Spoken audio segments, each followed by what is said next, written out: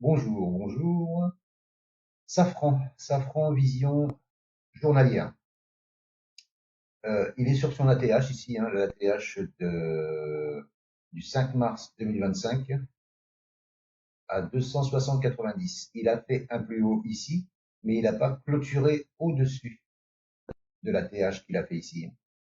Et je vois une divergence baissière en daily, une divergence baissière en H4, et là, une belle divergence baissière. Euh, Et donc, sur son ATH, c'est difficile d'acheter ici. Moi, ce que je vais surveiller, ce serait un comblement des gaps ici, ou au moins revenir sur la 200. J'aimerais bien le deuxième gap ici, parce que le deuxième gap ici, il correspond à, s'il descend à partir d'ici, et ça correspond à la zone d'or. La zone d'or, elle est ici, entre 225 et 217, et le gap, il est à 223, 218.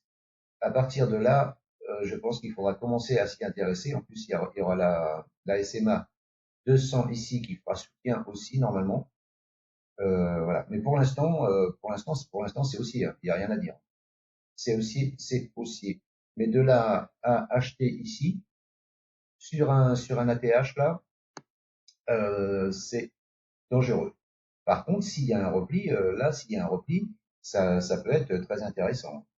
Alors, soit il nous fera un repli sur le premier gap et repartira, soit il nous fera un repli sur le deuxième gap là, hop, un petit travail ici, et hop, et il repartira. Moi, c'est ce que je vais surveiller en attendant. Toujours. C'est un retour sur les gaps, comblement des gaps, et je chercherai un setup d'achat à partir de ces deux gaps-là. Soit une prise de position ici à 233, 231, une demi-position, et après, soit ça part juste avec une demi-position, soit on attend que ça descend à 223, 218, et on remet l'autre demi-position, comme ça on aura une position entière sur la SMA 200. Ça améliorera le PRU, ça descendra à moitié ici, donc ça serait pas mal. Ça serait pas fou. Voilà ce que je peux vous dire sur Safran. Je vous souhaite une bonne journée et je vous dis à bientôt. Ciao, ciao. N'oubliez pas, commentez, partagez, likez et abonnez-vous. Bye bye.